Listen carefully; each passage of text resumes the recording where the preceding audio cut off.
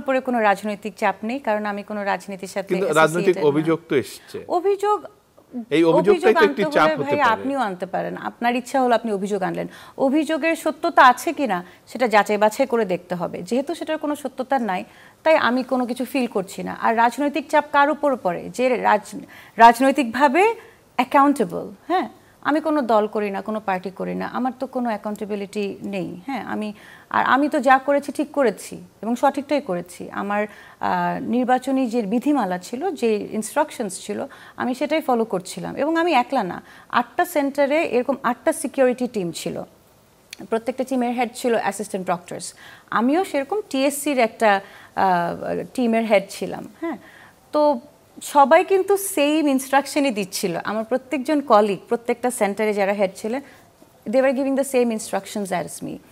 আমি হয়তো ভাগ্যক্রমে বা দুর্ভাগ্যক্রমে যাই বলেন না কেন, আমি একটা মিডিয়া অ্যাটেনশন পেয়ে গেছি। সো আমরা সবাই সবার কাজ করছিলাম, কাজ করেছি। এখানে রাজনৈতিক চাপ তো কেউ আমাকে দিচ্ছে না, আমি তো ফিল করছি।